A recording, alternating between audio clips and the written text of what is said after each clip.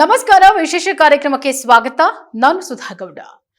ಒಳ್ಳೆಯ ಕೆಲಸ ಮಾಡುವವರಿಗೆ ಸಪೋರ್ಟ್ ಮಾಡಬೇಕೇ ಹೊರತು ಕೆಟ್ಟದ್ದನ್ನ ಯಾರಿಗೂ ಬಯಸಬಾರದು ಅನ್ನುವಂಥ ಮಾತನ್ನ ಸಾಕಷ್ಟು ಜನ ಹೇಳ್ತಿರ್ತಾರೆ. ನಾವು ಕೂಡ ಅದನ್ನ ಕೇಳಿಸ್ಕೊಂಡಿರ್ತೀವಿ. ಎಲ್ಲೋ ಒಂದ್ ಕಡೆ ಒಳ್ಳೆ ಕೆಲಸ ಮಾಡೋರಿಗೆ ಸಪೋರ್ಟ್ ಅನ್ನುವಂಥದ್ದು ಕಡಿಮೆ ಅಂಡ್ ಒಳ್ಳೆ ಕೆಲಸಕ್ಕೆ ಹೆಚ್ಚು ಬೆಲೆ ಸಿಗಲ್ಲ ಅನ್ನುವಂಥ ಮಾತುಗಳನ್ನ ಕೂಡ ನಾವು ಕೇಳ್ಬಿಟ್ಟಿದ್ದೀವಿ. ಆದ್ರೆ ಒಂದು ವಿಚಿತ್ರವಾದಂತಹ ಒಂದು ಪೋಸ್ಟ್, ಅದು ನಮ್ಮ ಬೆಂಗಳೂರಿನ ಸಾರ್ವಜನಿಕರಿಗೆ ಸಂಬಂಧಪಟ್ಟಂತಹ ಒಂದು ಪೋಸ್ಟ್ ಸಾಮಾಜಿಕ ಜಾಲತಾಣಗಳಲ್ಲಿ ವೈರಲ್ ಆಗಿದೆ.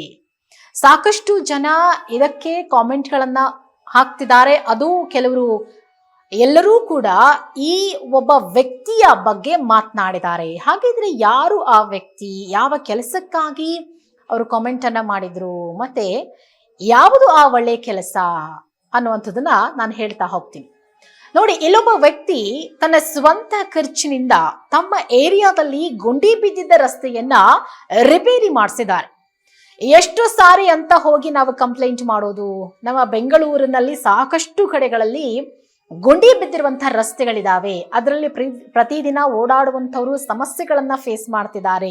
ಎಷ್ಟೋ ಜನರಿಗೆ ಪ್ರತಿದಿನ ಬೆನ್ನು ನೋವಾಗ್ತಾ ಇದೆ, ಗಾಡಿಗಳನ್ನ ಓಡಿಸೋಕಾಗ್ತಿಲ್ಲ, ಗುಂಡಿ ರಿಪೇರಿ ಮಾಡಿ ಅನ್ನುವಂಥ ಸಾಕಷ್ಟು ಕಂಪ್ಲೇಂಟ್ಗಳು ಬರ್ತಾ ಇದೆ. ಬಟ್ DCM DK ಶಿವಕುಮಾರ್ ಅವರು ಯಾವುದಕ್ಕೂ ಕೂಡ ತಲೆ ಕೆಡಿಸ್ಕೊಳ್ತಾ ಇಲ್ಲ. ಹೀಗಾಗಿ ನಮ್ಮ ಹಣೆ ಬರಹ ಇದು ಅಂತ ಹೇಳ್ಕೊಂಡು ಅದೇ ಗುಂಡಿ ಬಿದ್ದ ರಸ್ತೆಗಳಲ್ಲೇ ಓಡಾಡುವಂತ ಪರಿಸ್ಥಿತಿ ಬಂದ್ಬಿಟ್ಟಿದೆ.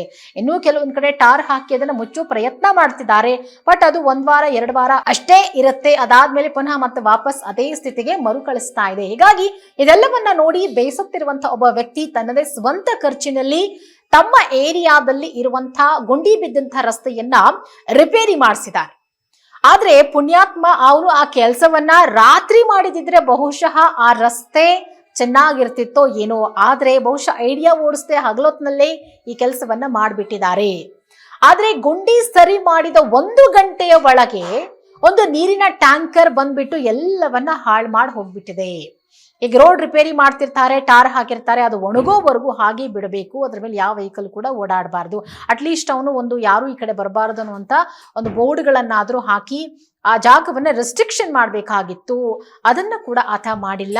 ಆದ್ರೆ ಆ ರೋಡ್ ರಿಪೇರಿ ಆದ 1 ಗಂಟೆ ಅಷ್ಟರ ಒಳಗೆ ಒಂದು ನೀರಿನ ಟ್ಯಾಂಕರ್ ಬಂದುಬಿಟ್ಟಿದೆ. ನೀರಿನ ಟ್ಯಾಂಕರ್ ಅಂದ್ರೆ ಗೊತ್ತಲ್ಲ, ಸೊ ನೀರು ಹರಿತಾ ಇರತ್ತೆ, ಜೊತೆಗೆ ಆ ಎಲ್ಲಾ ಟೈರ್ಗಳಿಗೂ ಕೂಡ ಆ ಒಂದು ಟಾರ್ ಅಂಟ್ಕೊಂಡ್ ಬಿಡುತ್ತೆ. ಇಡೀ ರೋಡ್ ಎಲ್ಲೂ ಕೂಡ ಹಾಳಾಗೋಗ್ಬಿಡತ್ತೆ. ಅದೇ ರೀತಿಯಾಗಿ ಇಲ್ಲೂ ಕೂಡ ಆಗಿದೆ.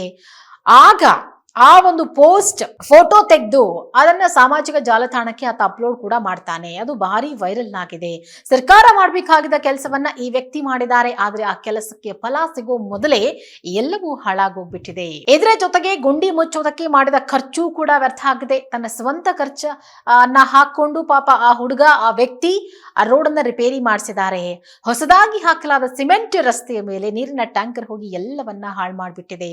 ಹಾಗಾಗಿ ಬೇಸರದಲ್ಲಿ ಆತ ಪೋಸ್ಟ್ ಮಾಡಿದ್ದಾನೆ.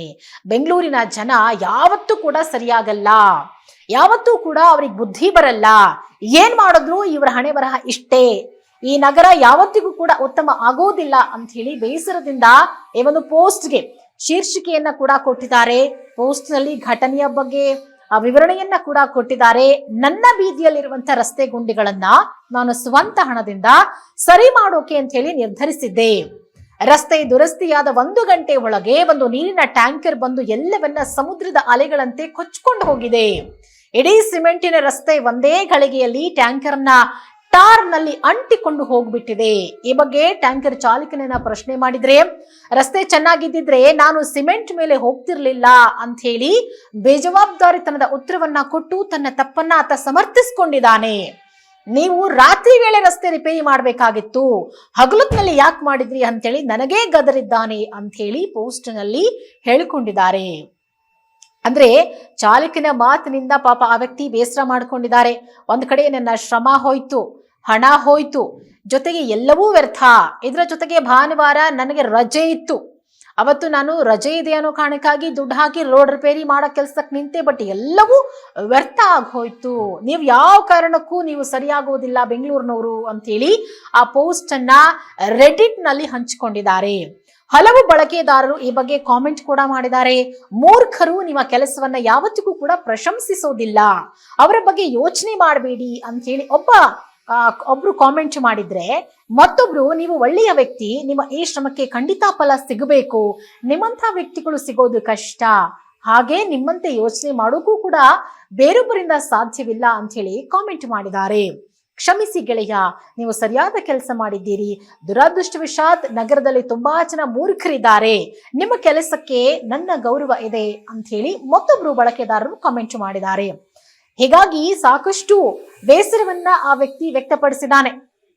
ನೋಡಿ, ಯಾರು ಕೂಡ ಸ್ವಂತ ದುಡ್ಡಲ್ಲಿ ರೋಡ್ ರಿಪೇರಿ ಮಾಡಬೇಕು ಅಂತ ಹೇಳಿ ಅಂದ್ಕೊಳ್ಳಲ್ಲ. ನಮ್ಗೆ ಯಾಕೆ ಬೇಕು ಅದ್ರ ಸವಾಸ, ನಾವ್ಯಾಕೆ ನಮ್ ದುಡ್ಡನ್ನು ಹಾಕಿ ರೋಡ್ ರಿಪೇರಿ ಮಾಡಿಸ್ಬೇಕು, ರೋಡಲ್ಲಿ 1000 ಜನ ಓಡಾಡ್ತಾರೆ, ಅದಕ್ಕೆ ನಾನ್ ಯಾಕೆ ದುಡ್ಡು ಹಾಕ್ಬೇಕು ಅನ್ನುವಂಥ ಮನಸ್ಥಿತಿಯವರೇ ಹೆಚ್ಚಾಗಿರುವಂತಹ ಬೆಂಗಳೂರಿನಲ್ಲಿ ಅಟ್ಲೀಸ್ಟ್ ಯಾರೋ ಒಬ್ಬ ವ್ಯಕ್ತಿ ತನ್ನ ಸ್ವಂತ ದುಡ್ಡಿನಿಂದ ರೋಡ್ ರಿಪೇರಿ ಮಾಡಿಸ್ತಿದ್ದಾನೆ ಅಂದಾಗ ಅಟ್ಲೀಸ್ಟ್ ಅಕ್ಕಪಕ್ಕದವರು ಒಂದಷ್ಟು ಸಪೋರ್ಟಿಗೆ ಬರಬೇಕಾಗಿತ್ತು, ಅಥವಾ ಆತನಿಗೆ ಒಂದಷ್ಟು ಗೈಡ್ಲೈನ್ಸ್ ಕೊಡ್ಬೋದಾಗಿತ್ತು. ನೀನ್ ಈಗ ಹಾಕ್ಬೇಡಪ್ಪ, ರಾತ್ರಿ ಹಾಕು, ಅಥವಾ ಹಗಲೊತ್ನಲ್ಲಿ ನೀನ್ ಹಾಕ್ತಿದ್ಯಾ ಅಂದ್ರೆ ಒಂದಷ್ಟು ನಿರ್ಬಂಧಗಳನ್ನ ಹಾಕು, ಗೇಟ್ ಹಾಕು, ಬೋರ್ಡ್ ಹಾಕು, ರಸ್ತೆ ರಿಪೇರಿಯಲ್ಲಿದೆ ಅಂತ ಹೇಳಿ ಬೋರ್ಡ್ ಹಾಕು ಅನ್ನುವಂತ ಒಂದಷ್ಟು ಗೈಡ್ಲೈನ್ಸ್ ಅನ್ನ ಕೊಡ್ಬೋದಾಗಿತ್ತು. ಆದ್ರೆ ಇದು ಯಾವುದೂ ಕೂಡ ಆಗಿಲ್ಲ.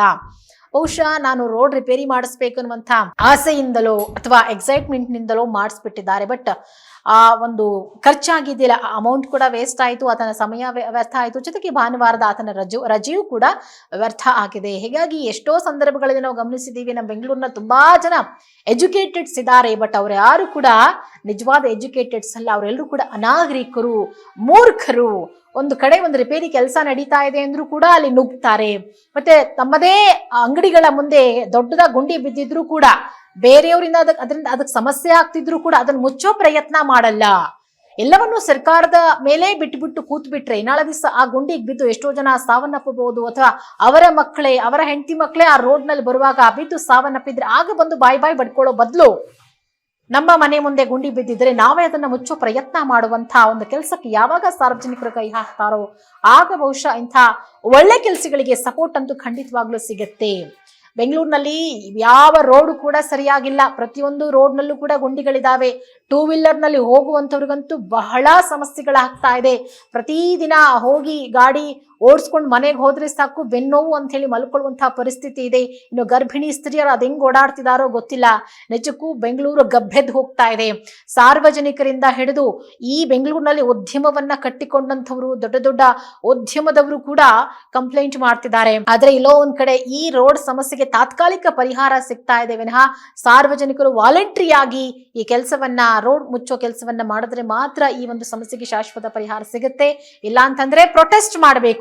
ಡಿ ಕೆ ಶಿವಕುಮಾರ್ ಅವರ ವಿರುದ್ಧ ಪ್ರೊಟೆಸ್ಟ್ ಮಾಡಿ ಬೆಂಗಳೂರಿನ ಗುಂಡಿಗಳನ್ನ ಮುಚ್ಚಿಸಬೇಕೇ ವಿನಃ ಬೇರೆ ಯಾವ ಕ್ರಮ ತೆಗೆದುಕೊಂಡ್ರು ಸದ್ಯಕ್ಕೆ ಈ ಒಂದು ಗುಂಡಿ ಸಮಸ್ಯೆಗೆ ಪರಿಹಾರ ಸಿಕ್ಕೋ ಹಾಗೆ ಕಾಣಿಸ್ತಿಲ್ಲ. ಕಾರಣ ಬೆಂಗಳೂರಿನ ಜನ ಮೂರ್ಖರು ಅನ್ನುವಂಥದ್ದು ಈ ಒಂದು ವ್ಯಕ್ತಿಯ ಒಂದು ಆಕ್ರೋಶದ ನುಡಿ. ಹಾಗಾಗಿ ಆತ ಬೆಂಗಳೂರಿನ ಜನರನ್ನ ಮೂರ್ಖರು ಅಂತ ಹೇಳಿ ಕರೆದಿದ್ದಾನೆ.